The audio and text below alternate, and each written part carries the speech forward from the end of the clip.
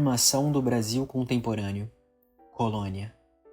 Caio Prado Júnior, 6ª edição. Editora Brasiliense, 1961. Ofereço este livro a Nena, minha mulher e companheira de trabalho. Introdução. O início do século XIX não se assinala para nós unicamente por estes acontecimentos relevantes que são a transferência da sede da monarquia portuguesa para o Brasil e os atos preparatórios da emancipação política do país. Ele marca uma etapa decisiva em nossa evolução e inicia, em todos os terrenos, social, político e econômico, uma fase nova. Debaixo daqueles acontecimentos que se passam na superfície, elaboram-se processos complexos, de que eles não foram senão o fermento propulsor. E na maior parte dos casos, apenas a expressão externa. Para o historiador, bem como para qualquer um que procure compreender o Brasil, inclusive o de nossos dias, o momento é decisivo. O seu interesse decorre sobretudo de duas circunstâncias.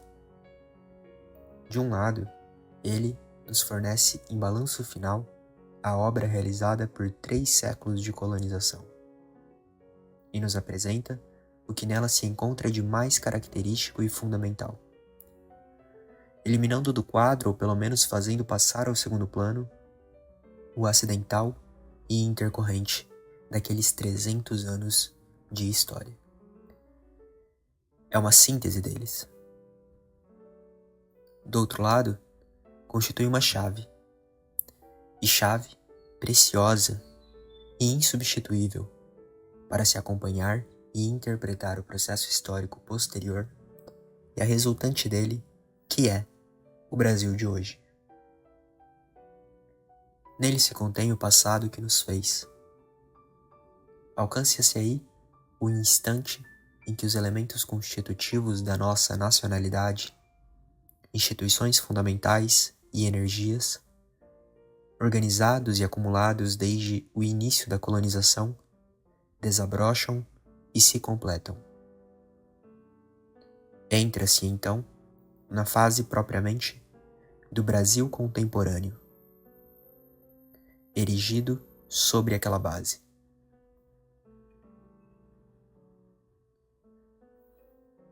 Tínhamos naquele momento chegado a um ponto morto. O regime colonial realizará o que tinha para realizar. Sente-se que a obra da metrópole estava acabada. E nada mais nos poderia trazer.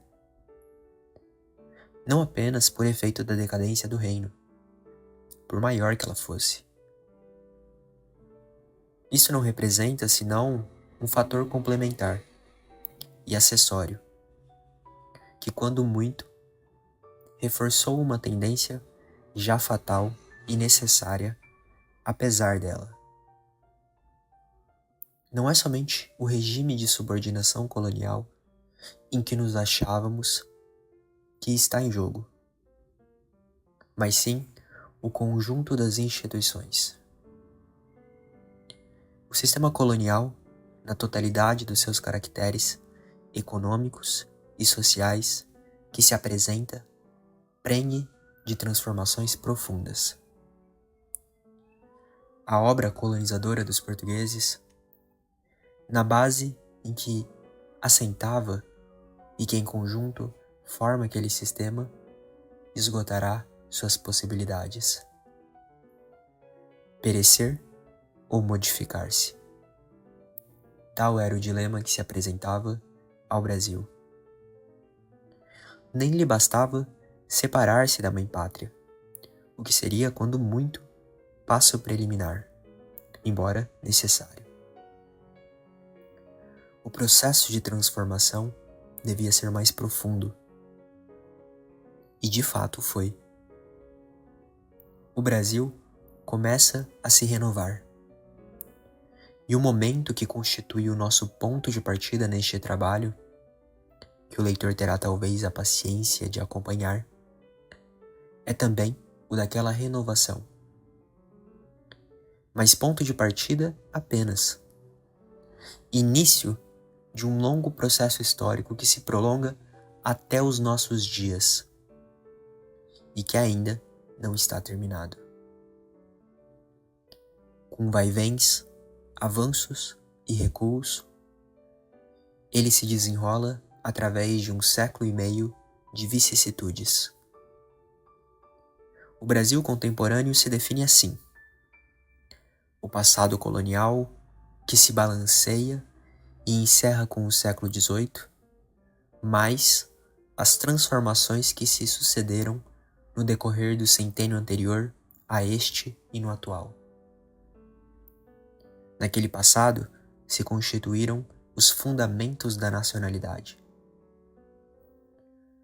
Povoou-se um território semideserto, organizou-se nele uma vida humana que diverge tanto daquela que havia aqui, dos indígenas e suas nações, como também, embora em menor escala, da dos portugueses que empreenderam a ocupação do território. Criou-se no plano das realizações humanas algo de novo. Este algo de novo não é uma expressão abstrata. Concretiza-se em todos os elementos que constituem um organismo social completo e distinto. Uma população bem diferenciada e caracterizada, até etnicamente, e habitando um determinado território. Uma estrutura material particular, constituída na base de elementos próprios. Uma organização social definida por relações específicas. Finalmente, até uma consciência, mais precisamente uma certa atitude mental coletiva particular. Tudo isto, naturalmente, já se vem esboçando desde longa data. Os sintomas de cada um daqueles caracteres vão aparecendo no curso de toda nossa evolução colonial. Mas é no termo dela que se completam e, sobretudo, se definem nitidamente ao observador.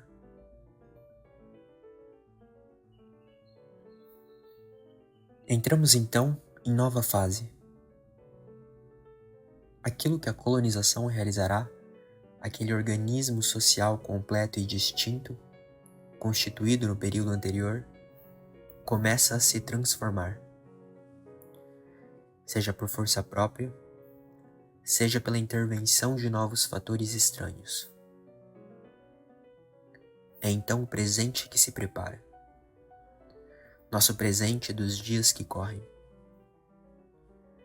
Mas este novo processo histórico se dilata, se arrasta até hoje e ainda não chegou a seu termo. É por isso que, para compreender o Brasil contemporâneo, precisamos ir tão longe. E subindo até lá, o leitor não estará ocupando-se apenas com devaneios históricos, mas colhendo dados, e dados indispensáveis para interpretar e compreender o meio que o cerca na atualidade. Analisem-se os elementos da vida brasileira contemporânea. Elementos no seu sentido mais amplo: geográfico, econômico, social, político. O passado, aquele passado colonial que referi acima, aí ainda está, e bem saliente. Em parte modificado, é certo, mas presente em traços que não se deixam iludir. Observando-se o Brasil de hoje, o que salta à vista é um organismo em franca e ativa transformação, e que não se sedimentou ainda em linhas definidas, que não tomou forma. É verdade que em alguns setores aquela transformação já é profunda. e é diante de elementos própria e positivamente novos que nos encontramos. Mas isto, apesar de tudo, é excepcional. Na maior parte dos exemplos, e no conjunto, em todo caso, atrás daquelas transformações que às vezes nos podem iludir, sente-se a presença de uma realidade já muito antiga, que até nos admira de aí achar, e que não é senão aquele passado colonial. Não me refiro aqui unicamente a tradições e a certos anacronismos berrantes que sempre existem em qualquer tempo ou lugar, mas até a caracteres fundamentais da nossa estrutura econômica e social. No terreno econômico, por exemplo, pode-se dizer que o trabalho livre não se organizou ainda inteiramente em todo o país. Há apenas, em muitas partes dele, um processo de ajustamento em pleno vigor. Um esforço mais ou menos bem-sucedido naquela direção, mas que conserva traços bastante vivos do regime escravista que o precedeu. O mesmo poderíamos dizer do caráter fundamental da nossa economia, isto é, da produção extensiva para mercados do exterior, e da correlata falta de um largo mercado interno solidamente alicerçado e organizado, donde a subordinação da economia brasileira a outras estranhas a ela. Subordinação, aliás, que se verifica também em outros setores. Numa palavra, não completamos ainda hoje a nossa evolução da economia colonial para a nacional. No terreno social, a mesma coisa. Salvo em alguns setores do país, ainda conservam nossas relações sociais, em particular as de classe, um acentuado cunho colonial. Entre outros casos, estas diferenças profundas que cindem a população rural entre nós em categorias largamente díspares. Disparidade que não é apenas no nível material de vida, já inteiramente desproporcionado, mas sobretudo no estatuto moral respectivo de umas e outras que nos projeta inteiramente para o passado. Os depoimentos dos viajantes estrangeiros que nos visitaram em princípios do século XIX são frequentemente de flagrante atualidade. Neste, como aliás, em outros setores de igual relevo. Quem percorre o Brasil de hoje fica muitas vezes surpreendido com aspectos que se imagina existirem nos nossos dias unicamente em livros de história. E se atentar um pouco para eles, verá que traduzem fatos profundos e não são apenas reminiscências anacrônicas. Mas não é somente isto. Coloquemo-nos num terreno prático. Os problemas brasileiros de hoje, os fundamentais, pode-se dizer, que já estavam definidos e postos em equação há 150 anos atrás. E é da solução de muitos deles, para que nem sempre atentamos devidamente, que depende a de outros, em que hoje nos esforçamos inutilmente. Um dos aspectos mais chocantes do Brasil e que alarma qualquer observador de nossas coisas é essa atonia econômica e, portanto, vital, em que mergulha a maior parte do território do país. Pois bem, há século e meio, nas mesmas regiões, ainda agora atacadas do mal, já se observava e discutia o fato. Autoridades representavam sobre ele a metrópole. Particulares se interessavam pelo assunto e a ele se referiam em memórias e outros escritos que chegaram até nós, e cuja precisão e clareza não foram ainda, na maior parte das vezes, ultrapassados por observadores mais recentes. Há outros exemplos. Os processos rudimentares empregados na agricultura do país, infelizmente problema ainda da mais flagrante atualidade, já despertavam a atenção em pleno século XVIII. E enxergava-se neles, como se deve enxergar hoje, a fonte de boa parte dos males que afligiam a colônia. E que ainda agora afligem o Brasil, nação de 1942. Refere-se a ele, entre outras, uma memória anônima de 1770 e tantos, roteiro do Maranhão a Goiás. Em algumas de suas passagens, parece que estamos lendo o relatório de um inspetor agrícola, recém-chegado do interior. Saint-Hilaire, 40 anos depois, fará observações análogas, acrescidas de seus conhecimentos de naturalista que era. Inaugura-se o Império. E o brigadeiro Cunha Matos abre o capítulo sobre a agricultura de Goiás na sua Corografia Histórica, que é de 1824, com a seguinte frase, abre aspas, a agricultura, se é que tal nome se pode dar aos trabalhos rurais da província de Goiás, fecha aspas. Coisa que, repetida hoje acerca de quase toda a atividade agrícola do Brasil, estaria longe de muito exagerada. As comunicações interiores do país constituem outro problema ainda em nossos dias nos primeiros ensaios de solução, que já nos fins do século XVIII se encontrava em equação quase nos mesmos termos de hoje, apesar de todo o progresso técnico realizado de lá para cá. Nota de rodapé.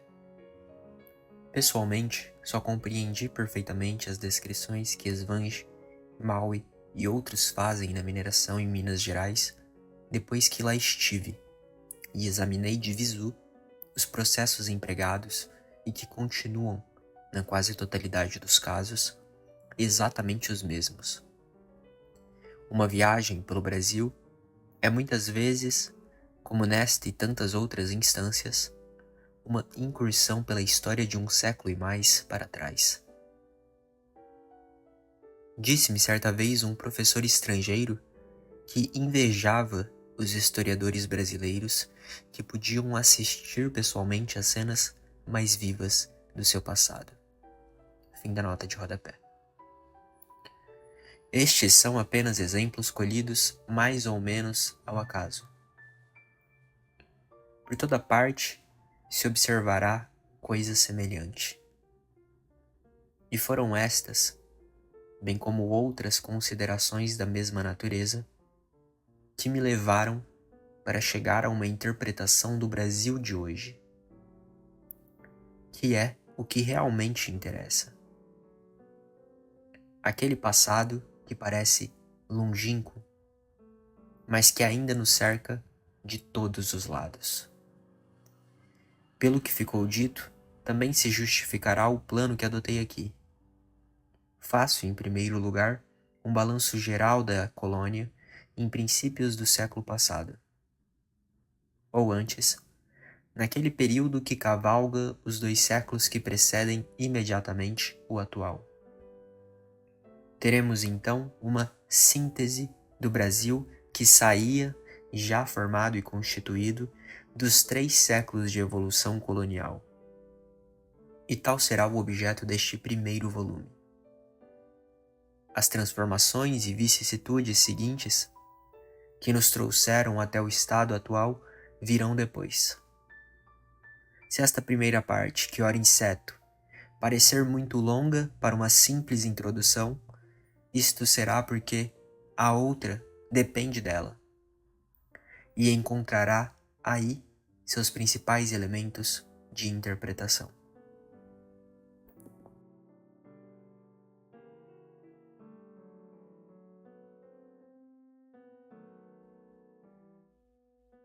Sentido da colonização. Todo povo tem na sua evolução, vista à distância, um certo sentido. Este se percebe não nos pormenores de sua história, mas no conjunto dos fatos e acontecimentos essenciais que a constituem num largo período de tempo. Quem observa aquele conjunto, desbastando-o do cipoal de incidentes secundários que o acompanham sempre e o fazem muitas vezes confuso e incompreensível, não deixará de perceber que ele se forma de uma linha mestra e ininterrupta de acontecimentos que se sucedem em ordem rigorosa e dirigida sempre numa determinada orientação. É isto que se deve, antes de mais nada, procurar quando se aborda a análise da história de um povo. Seja, aliás, qual for o momento ou o aspecto dela que interessa. Porque todos os momentos e aspectos não são senão partes, por si só incompletas, de um todo que deve ser sempre o objetivo último do historiador, por mais particularista que seja. Tal indagação é tanto mais importante e essencial que é por ela que se define, tanto no tempo como no espaço, a individualidade da parcela de humanidade que interessa ao pesquisador. Povo, país, nação, sociedade, seja qual for a designação apropriada no caso. É somente aí que ele encontrará aquela unidade que lhe permite destacar uma tal parcela humana para estudá-la à parte. O sentido da evolução de um povo pode variar. Acontecimentos estranhos a ele, transformações internas profundas do seu equilíbrio ou estrutura, ou mesmo ambas estas circunstâncias conjuntamente, poderão intervir, desviando-o para outras vias até então ignoradas. Portugal nos traz disto um exemplo frisante, que para nós é quase doméstico. Até fins do século XIV e desde a constituição da monarquia, a história portuguesa se define pela formação de uma nova nação europeia e articula-se na evolução geral da civilização do Ocidente de que faz parte, no plano da luta que teve de sustentar para se constituir contra a invasão árabe que ameaçou num certo momento todo o continente e sua civilização.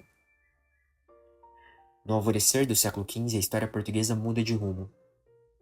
Integrado nas fronteiras geográficas naturais que seriam definitivamente as suas, constituído territorialmente o reino, Portugal se vai transformar num país marítimo. Desliga-se, por assim dizer, do continente e volta-se para o oceano que se abria para o outro lado. Não tardará, com suas empresas e conquistas no ultramar, em se tornar uma grande potência colonial.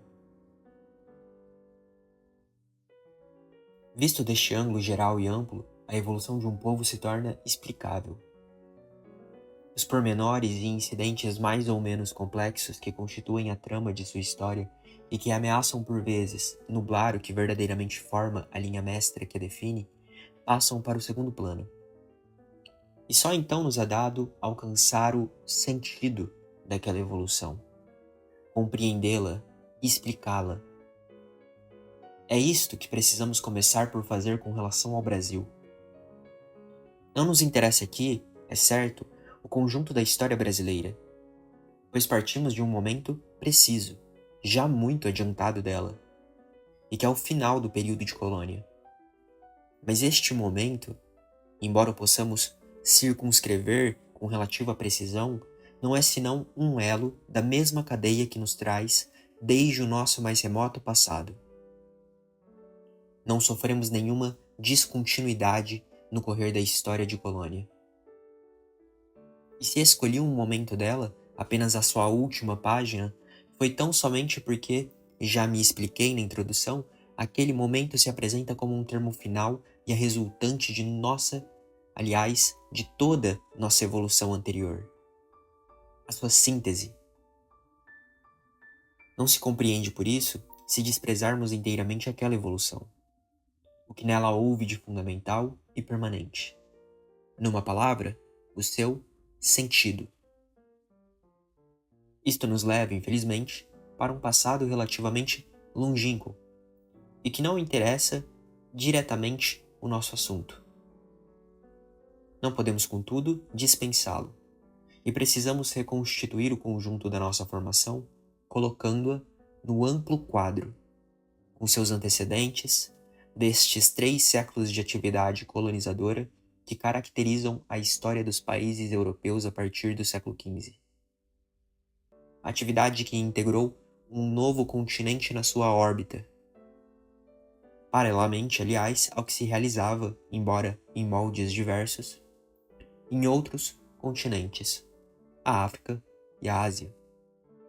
Processo que acabaria por integrar o universo todo em uma nova ordem, que é a do mundo moderno, em que a Europa, ou antes, a sua civilização, se estenderia dominadora por toda parte. Todos estes acontecimentos são correlatos, e a ocupação e povoamento do território que constituiria o Brasil não é senão um episódio. Um pequeno detalhe naquele quadro imenso. Realmente, a colonização portuguesa na América não é um fato isolado. A aventura sem precedente e sem segmento de uma determinada nação empreendedora, ou mesmo uma ordem de acontecimentos, paralela a outras semelhantes, mas independente delas. É apenas a parte de um todo, incompleto sem a visão deste todo. Incompleto que se disfarça muitas vezes sob noções que damos como claras e que dispensam explicações, mas que não resultam, na verdade, senão de hábitos viciados de pensamento.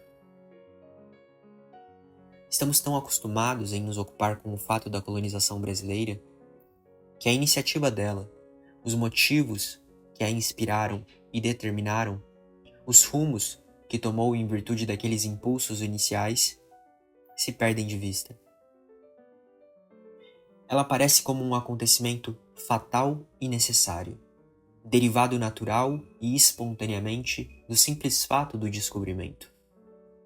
E os rumos que tomou também se afiguram como resultados exclusivos daquele fato. Esquecemos aí os antecedentes que se acumulam atrás de tais ocorrências, e o grande número de circunstâncias particulares que ditaram as normas a seguir. A consideração de tudo isto, no caso vertente, é tanto mais necessária que os efeitos de todas aquelas circunstâncias iniciais e remotas, do caráter que Portugal, impelido por elas, dará à sua obra colonizadora, se gravarão profunda e indelevelmente na formação e evolução do país. A expansão marítima dos países da Europa, depois do século XV, expansão de que o descobrimento e colonização da América constituem o capítulo que particularmente nos interessa aqui, se origina de simples empresas comerciais levadas a efeito pelos navegadores daqueles países. Deriva do desenvolvimento do comércio continental europeu, que até o século XIV é quase unicamente terrestre, e limitado, por via marítima, a uma mesquinha navegação costeira e de cabotagem. Como se sabe, a grande rota comercial do mundo europeu que sai do esfacelamento do Império do Ocidente é a que liga por terra o Mediterrâneo ao Mar do Norte. Desde as repúblicas italianas, através dos Alpes, os cantões suíços, os grandes empórios do Reno, até o estuário do rio, onde estão as cidades flamengas. No século XIV, mercê de uma verdadeira revolução na arte de navegar e nos meios de transporte por mar, outra rota ligará aqueles dois polos do comércio europeu. Será a marítima que contorna o continente pelo Estreito de Gibraltar. Rota que, subsidiária a princípio, substituirá afinal a primitiva no grande lugar que ela ocupava. O primeiro reflexo desta transformação a princípio imperceptível, mas que se revelará profunda e revolucionária. Aliás, o primeiro reflexo desta transformação, a princípio imperceptível, mas que se revelará profunda e revolucionará todo o equilíbrio europeu, foi deslocar a primazia comercial dos territórios centrais do continente, por onde passava a antiga rota, para aqueles que formam a sua fachada oceânica: a Holanda, a Inglaterra, a Normândia, a Bretanha e a Península Ibérica.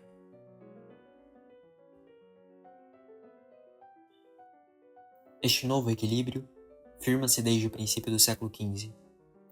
Dele derivará não só todo um novo sistema de relações internas do continente, como nas suas consequências mais afastadas, a expansão europeia ultramarina. O primeiro passo estava dado, e a Europa deixará de viver recolhida sobre si mesma para enfrentar o oceano. O papel de pioneiro nesta nova etapa caberá aos portugueses, os melhores situados geograficamente no extremo desta península que avança pelo mar. Enquanto holandeses, ingleses, normandos e bretões se ocupam na via comercial recém-aberta e que bordeja e envolve pelo mar o ocidente europeu, os portugueses vão mais longe, procurando empresas em que não encontrassem concorrentes mais antigos e já instalados, e para que contavam com vantagens geográficas apreciáveis. Buscarão a costa ocidental da África, traficando aí com os mouros, que dominavam as populações indígenas. Nesta avançada pelo oceano, descobrirão as ilhas, Cabo Verde, Madeira, Açores, e continuarão perlongando o continente negro para o sul. Tudo isto se passa ainda na primeira metade do século XV. Lá por meados dele, começa a se desenhar um plano mais amplo: atingir o Oriente contornando a África. Seria abrir para seu proveito uma rota que os poria em contato direto com as opulentas Índias das preciosas especiarias, cujo comércio fazia a riqueza das repúblicas italianas e dos mouros por cujas mãos transitavam até o Mediterrâneo. Não é preciso repetir aqui o que foi o périplo africano, realizado, afinal, depois de tenazes e sistemáticos esforços de meio século. Atrás dos portugueses lançam-se os espanhóis. Escolherão outra rota, pelo Ocidente ao invés do Oriente. Descobrirão a América, seguidos, aliás, de perto pelos portugueses que também toparão com o novo continente. Virão depois dos países peninsulares os franceses, ingleses, holandeses, até dinamarqueses e suecos. A grande navegação oceânica estava aberta, e todos procuravam tirar partido dela. Só ficarão atrás aqueles que dominavam no antigo sistema comercial terrestre ou mediterrâneo, e cujas rotas iam passando para o segundo plano.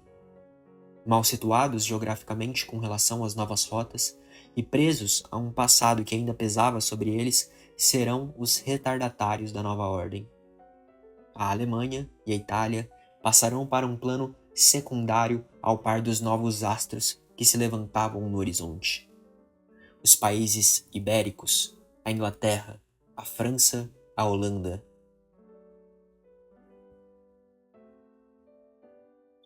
Em suma, e no essencial, todos os grandes acontecimentos desta era, que se convencionou com razão chamar dos descobrimentos, articulam-se num conjunto que não é senão um capítulo da história do comércio europeu. Tudo o que se passa são incidentes da imensa empresa comercial a que se dedicam os países da Europa a partir do século XV e que lhes alargará o horizonte pelo oceano afora. Não tem outro caráter a exploração da costa africana e o descobrimento e colonização das ilhas pelos portugueses, o roteiro das Índias, o descobrimento da América, a exploração e ocupação de seus vários setores. É este último o capítulo que mais nos interessa aqui. Mas não será, em sua essência, diferente dos outros. É sempre como traficantes que os vários povos da Europa abordarão cada uma daquelas empresas que lhes proporcionarão sua iniciativa, seus esforços, o acaso e as circunstâncias do momento em que se achavam. Os portugueses traficarão na costa africana com marfim, ouro, escravos. Na Índia, irão buscar especiarias. Para concorrer com eles, os espanhóis, seguidos de perto pelos ingleses, franceses e demais, procurarão outro caminho para o Oriente. A América, com que toparam nesta pesquisa, não foi para eles, a princípio, senão um obstáculo oposto à realização de seus planos, e que devia ser contornado. Todos os esforços se orientam então no sentido de encontrar uma passagem, cuja existência se admitiu a priori.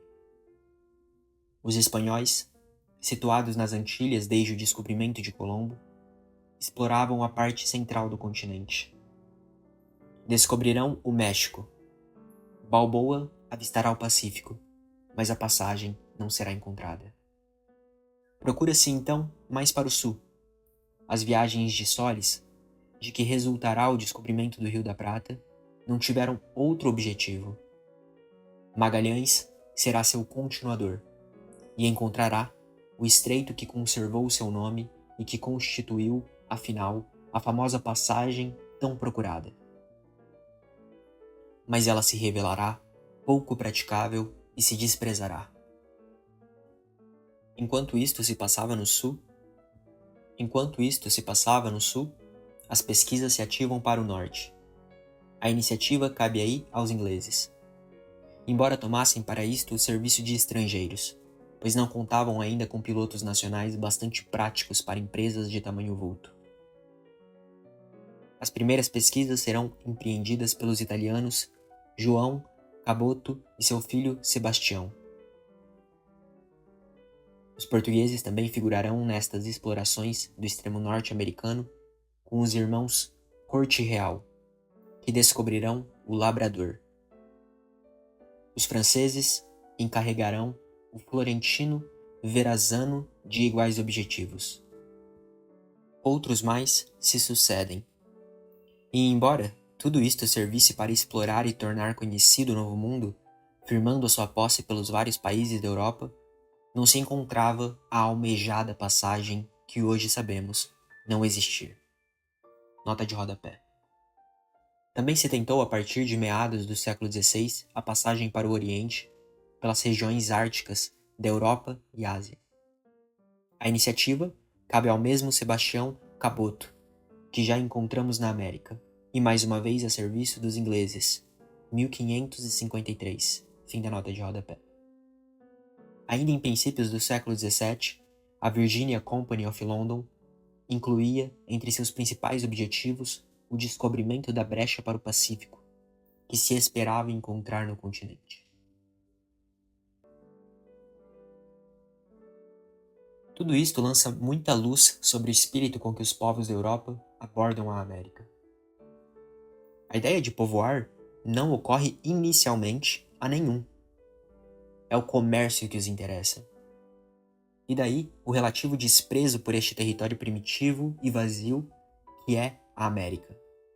E, inversamente, o prestígio do Oriente, onde não faltava objeto para atividades mercantis.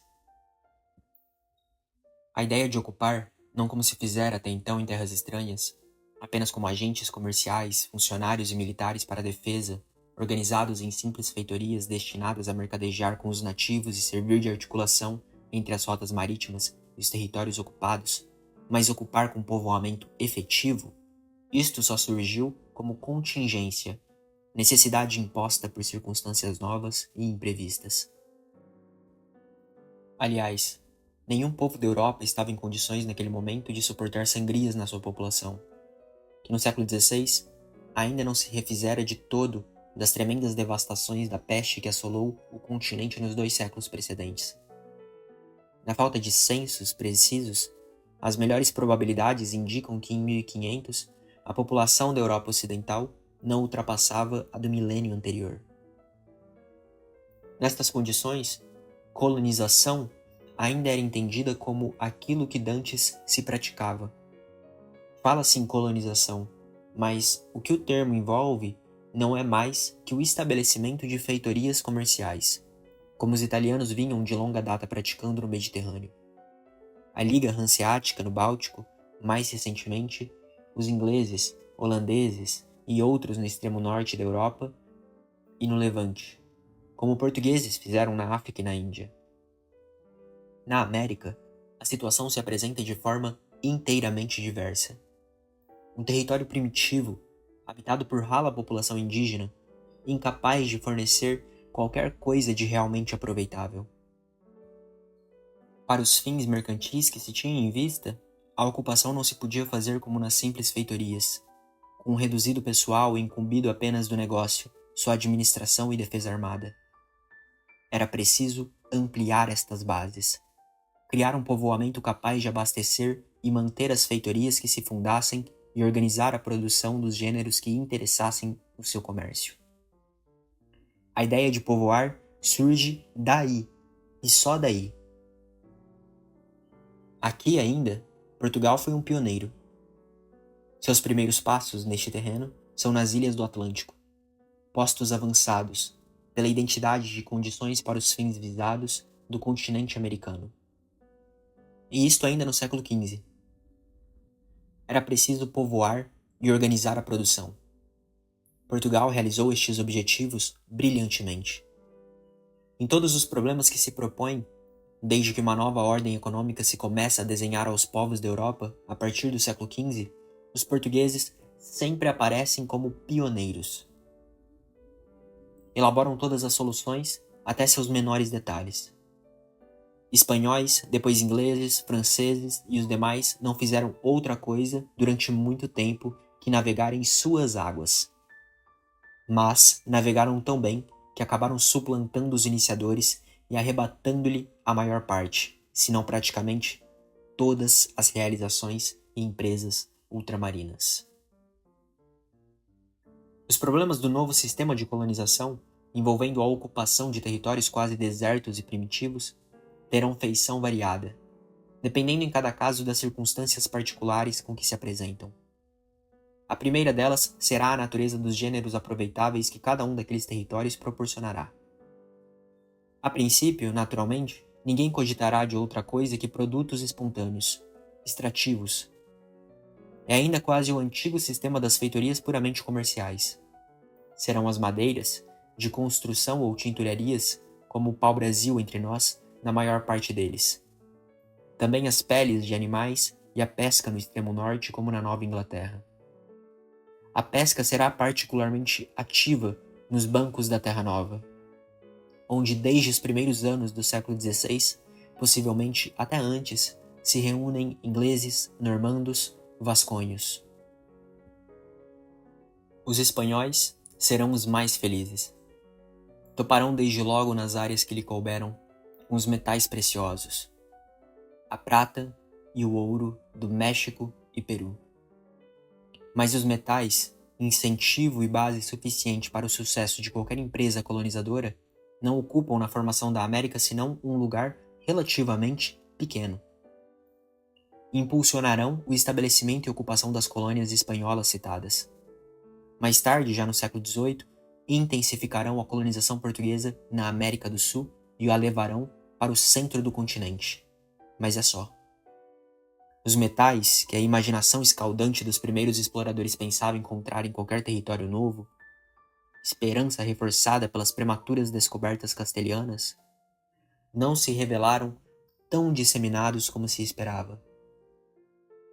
Na maior extensão da América, ficou-se a princípio exclusivamente nas madeiras, nas peles, na pesca.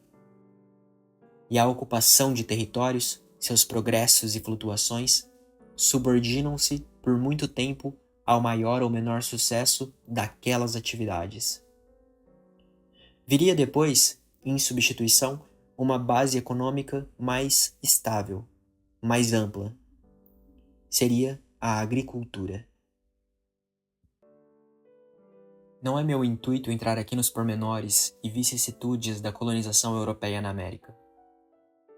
Mas podemos, isto muito interessa nosso assunto, distinguir duas áreas diversas, além daquela em que se verificou a ocorrência de metais preciosos, em que a colonização toma rumos inteiramente diversos. São elas as que correspondem, respectivamente, às zonas temperada, de um lado, e a tropical e subtropical, do outro. A primeira, que compreende grosseiramente o território americano ao norte da Baía de Delaware, a outra extremidade temperada do continente, hoje países Platinos e Chile, esperará muito tempo para tomar forma e significar alguma coisa. Não ofereceu realmente nada de muito interessante, e permanecerá ainda por muito tempo adstrita à exploração de produtos espontâneos, madeiras, peles, pesca. Na Nova Inglaterra, nos primeiros anos da colonização, viam-se, até com maus olhos, quaisquer tentativa de agricultura que desviavam das feitorias de peles e pesca as atividades dos poucos colonos presentes. Se povoou esta área temperada, o que, aliás, só ocorreu depois do século XVII, foi por circunstâncias muito especiais. É a situação interna da Europa, em particular da Inglaterra, as suas lutas político-religiosas que desviam para a América as atenções de populações que não se sentem à vontade e vão procurar ali abrigo e paz para suas convicções. Isto durará muito tempo. Pode-se mesmo assimilar o fato, idêntico no fundo, a um processo que se prolongará, embora com intensidade variável até os tempos modernos, o século passado. Virão para a América puritanos e quakers da Inglaterra, huguenotes da França, mais tarde morávios, Schenfelders, inspiracionalistas e menonitas da Alemanha meridional e Suíça. Durante mais de 2 séculos, despejar-se-á na América todo o resíduo das lutas político-religiosas da Europa. É certo que se espalhará por todas as colônias. Até no Brasil, tão afastado e por isso tanto mais ignorado, procurarão refugiar-se huguenotes franceses, França Antártica no Rio de Janeiro. Mas se concentrará quase inteiramente nas da zona temperada, de condições naturais mais afins às da Europa e por isso preferida para quem não buscava fazer a América, mas unicamente abrigar-se dos vendavais políticos que varriam a Europa e reconstruir um lar desfeito ou ameaçado. Há um fator econômico que também concorre na Europa para este tipo de emigração. E a transformação econômica sofrida pela Inglaterra no correr do século XVI e que modifica profundamente o equilíbrio interno do país e a distribuição de sua população. Esta é deslocada em massa dos campos, que de cultivados se transformam em pastagens para carneiros cuja lã iria abastecer a nascente indústria têxtil inglesa. Constitui-se aí uma fonte de correntes migratórias que abandonam o campo e vão encontrar na América, que começa a ser conhecida, um largo centro de afluência. Também estes elementos escolherão de preferência, e por motivos similares, as colônias temperadas. Os que se dirigirão mais para o sul, para as colônias incluídas na zona subtropical da América do Norte, porque nem sempre lhes foi dado escolher seu destino com conhecimento de causa, o farão apenas, no mais das vezes, provisoriamente. O maior número deles refluirá mais tarde e, na medida do possível, para as colônias temperadas. São assim circunstâncias especiais, que não têm relação direta com ambições de traficantes ou aventureiros que promoverão a ocupação intensiva e o povoamento em larga escala da zona temperada da América. Circunstâncias, aliás, que surgem posteriormente ao descobrimento do novo continente, e que não se filiam à ordem geral e primitiva de acontecimentos que impelem os povos da Europa para o ultramar. Daí derivará um novo tipo de colonização.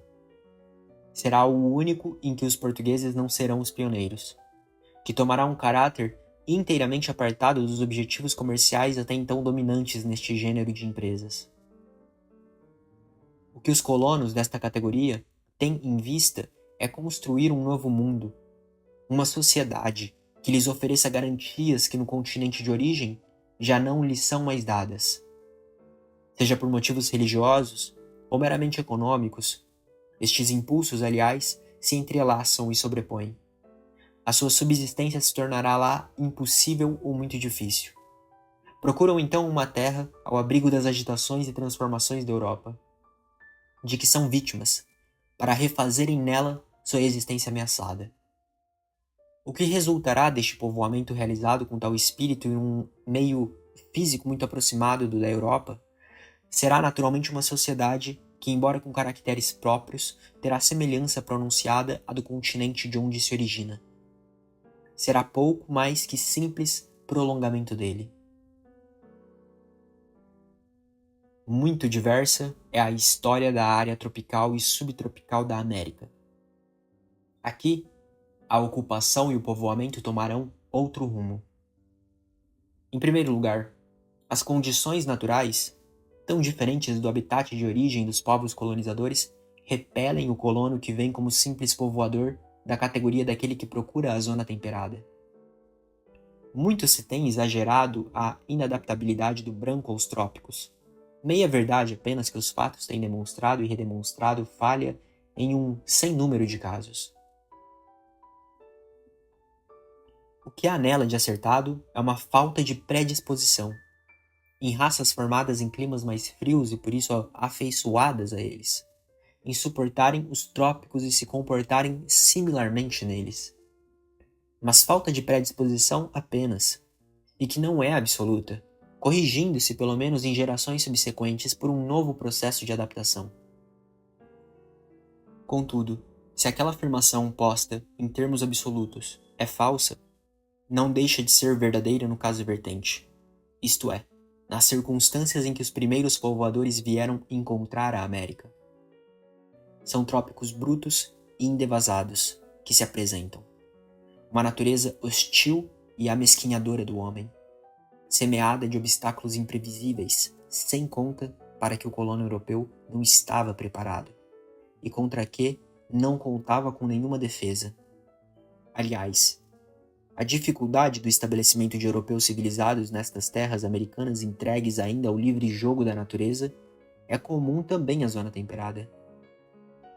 Respondendo a teorias apresentadas, e muito em voga, são as contidas no livro famoso de Turner, The Frontier in American Story, um recente escritor norte-americano analisa este fato com grande atenção e mostra que a colonização inglesa na América, realizando-se embora numa zona temperada, só progrediu à custa de um processo de seleção de que resultou um tipo de pioneiro, o característico Yankee, que, dotado de aptidão e técnicas particulares, foi marchando na vanguarda e abrindo caminho para as levas mais recentes de colonos que afluíam da Europa.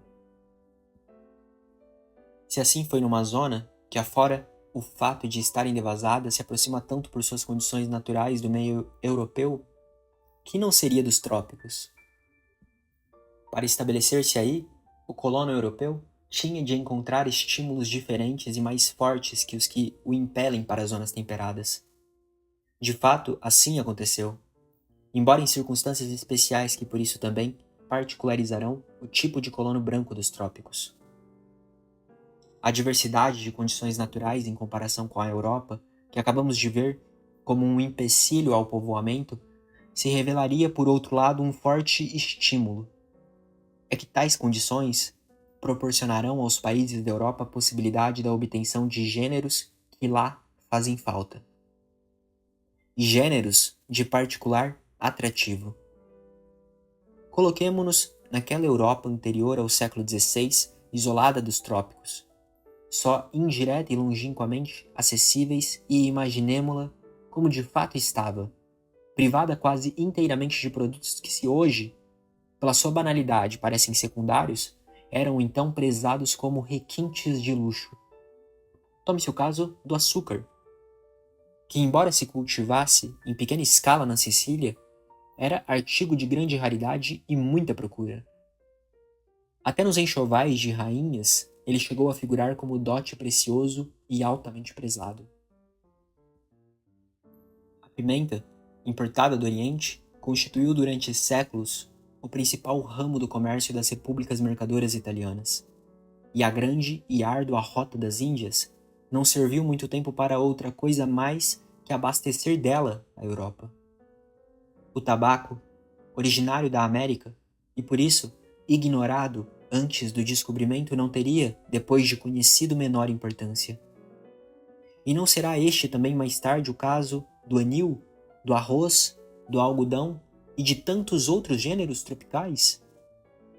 Isto nos dá a medida do que representariam os trópicos como atrativos para a fria Europa, situada tão longe deles. A América lhes poria à disposição em tratos imensos, territórios que só esperavam a iniciativa e o esforço do homem. É isto que estimulará a ocupação dos trópicos americanos. Mas trazendo este agudo interesse, o colono europeu não traria com ele a disposição de pôr-lhe a serviço, neste meio tão difícil e estranho, a energia do seu trabalho físico. Viria como dirigente da produção de gêneros de grande valor comercial, como empresário de um negócio rendoso, mas só a contragosto como trabalhador. Outros trabalhariam para ele. Nesta base, se realizaria uma primeira seleção entre os colonos que se dirigem respectivamente para um e outro setor do Novo Mundo, o temperado e os trópicos. Para estes, o europeu só se dirige, de livre e espontânea vontade, quando pode ser um dirigente, quando dispõe de cabedais e aptidões para isto, quando conta com outra gente que trabalhe para ele. Mais uma circunstância vem reforçar esta tendência e discriminação. É o caráter que tomará a exploração agrária nos trópicos. Esta se realizará em larga escala, isto é, em grandes unidades produtoras, fazendas, engenhos, plantações, as plantations das colônias inglesas, que reúnem cada qual um número relativamente avultado de trabalhadores. Em outras palavras, para cada proprietário, fazendeiro, senhor ou plantador, haveria muitos trabalhadores subordinados e sem propriedade.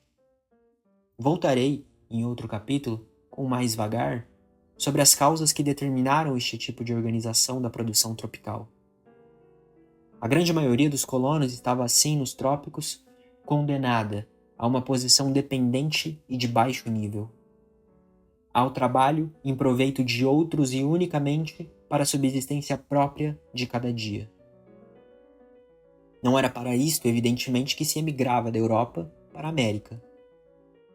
Assim mesmo, até que se adotasse universalmente nos trópicos americanos a mão de obra escrava de outras raças, indígenas do continente ou negros africanos importados, muitos colonos europeus tiveram de se sujeitar, embora a contragosto, àquela condição.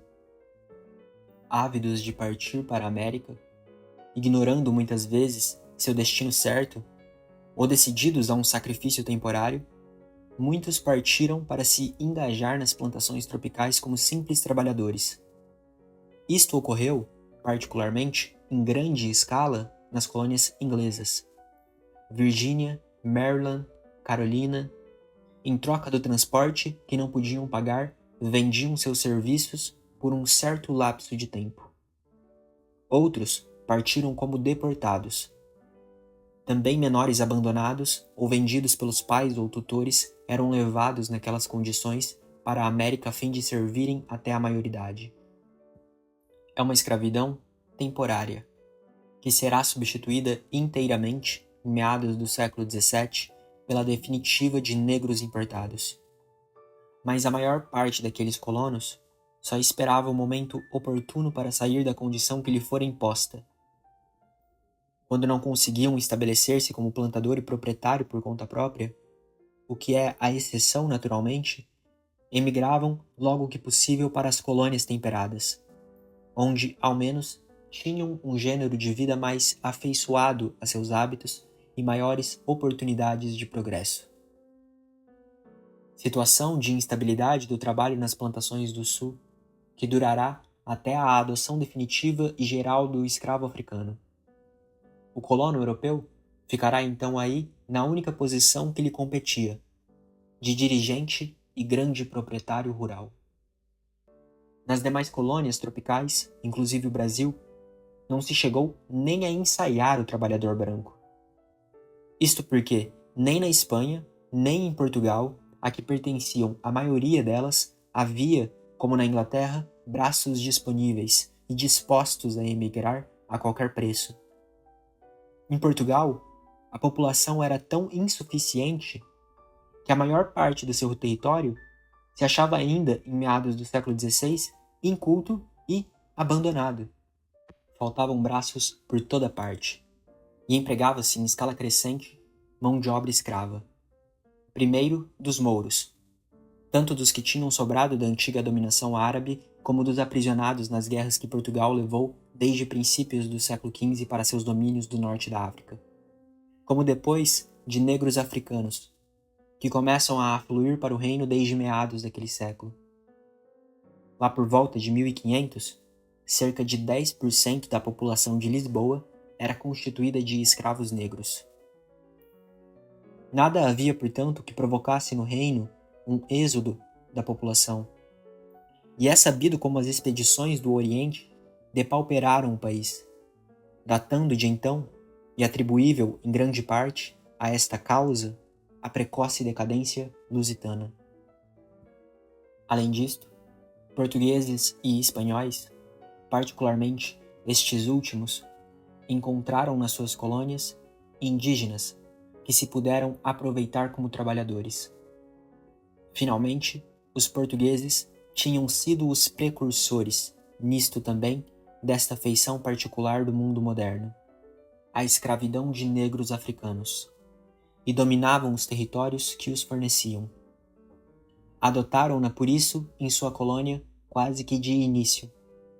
Possivelmente de início mesmo, precedendo os ingleses, sempre imitadores retardatários de quase um século. Nota de rodapé. Não se sabe ao certo quando chegaram os primeiros negros ao Brasil. Há grandes possibilidades de terem vindo já na expedição de Martim Afonso de Souza em 1531. Na América do Norte, a primeira leva de escravos africanos foi introduzida por traficantes holandeses em Jamestown, Virgínia, em 1619. Fim da nota de rodapé. Como se vê, as colônias tropicais tomaram um rumo inteiramente diverso do de suas irmãs da zona temperada. Enquanto nestas se constituirão colônias propriamente de povoamento, o nome ficou consagrado depois do trabalho clássico de Leroy Bully de La colonisation chez les peuples modernes, escoadouro para excessos demográficos da Europa que reconstituem no novo mundo uma organização e uma sociedade à semelhança do seu modelo e origem europeus. Nos trópicos, pelo contrário, surgirá um tipo de sociedade inteiramente original. Não será a simples feitoria comercial, que já vimos irrealizável na América, mas conservará, no entanto, um acentuado caráter mercantil. Será a empresa do colono branco, que reúne a natureza pródiga em recursos aproveitáveis para a produção de gêneros de grande valor comercial, o trabalho recrutado entre raças inferiores que domina. Indígenas ou negros africanos importados. Há um ajustamento entre os tradicionais objetivos mercantis que assinalam o início da expansão ultramarina da Europa e que são conservados, e as novas condições em que se realizará a empresa. Aqueles objetivos que vemos passar para o segundo plano nas colônias temperadas se manterão aqui e marcarão profundamente a feição das colônias do nosso tipo, ditando-lhes o destino. No seu conjunto, e vista no plano mundial e internacional, a colonização dos trópicos toma o aspecto de uma vasta empresa comercial, mais complexa que a antiga feitoria, mas sempre com o mesmo caráter que ela, destinada a explorar os recursos naturais de um território virgem em proveito do comércio europeu. É este o verdadeiro sentido da colonização tropical de que o Brasil é uma das resultantes. E ele explicará os elementos fundamentais, tanto no econômico como no social, da formação e evolução históricas dos trópicos americanos. É certo que a colonização da maior parte, pelo menos destes territórios tropicais, inclusive o Brasil, lançada e prosseguida em tal base, acabou realizando alguma coisa a mais que um simples contato fortuito dos europeus com o meio, na feliz expressão de Gilberto Freire, a que a destinava o objetivo inicial dela, e que em outros lugares semelhantes à colonização europeia não conseguiu ultrapassar. Assim, na generalidade das colônias tropicais da África, da Ásia e da Oceania, nas Guianas e algumas Antilhas, aqui na América. Entre nós, foi-se além no sentido de constituir nos trópicos uma sociedade com característicos nacionais e qualidades de permanência. E não se ficou apenas nestas simples empresas de colonos brancos, distantes e sobranceiros. Mas um tal caráter mais estável, permanente, orgânico de uma sociedade própria e definida, só se revelará aos poucos, dominado e abafado que é pelo que o precede, e que o continuará mantendo a primazia e ditando os traços essenciais da nossa evolução colonial. Se vamos à essência da nossa formação, veremos que na realidade nos constituímos para fornecer açúcar, tabaco, alguns outros gêneros. Mais tarde ouro e diamantes. Depois, algodão e em seguida café para o comércio europeu. Nada mais que isto. É com tal objetivo exterior, voltado para fora do país e sem atenção a considerações que não fossem o interesse daquele comércio, que se organizarão a sociedade e a economia brasileiras. Tudo se disporá naquele sentido. A estrutura, bem como as atividades do país. Virá o branco para especular, realizar um negócio. Inverterá seus cabedais e recrutará a mão de obra que precisa, indígenas ou negros importados. Com tais elementos articulados numa organização puramente produtora e industrial, se constituirá a colônia brasileira. Este início, cujo caráter se manterá dominante através dos 3 séculos que vão até o momento em que ora abordamos a história brasileira, se gravará profunda e totalmente nas feições e na vida do país. Haverá resultantes secundárias que tendem para algo de mais elevado, mas elas ainda mal se fazem notar. O sentido da evolução brasileira, que é o que estamos aqui indagando, ainda se afirma por aquele caráter inicial da colonização. Tê-lo em vista é compreender o essencial deste quadro que se apresenta em princípios do século passado e que passo agora a analisar.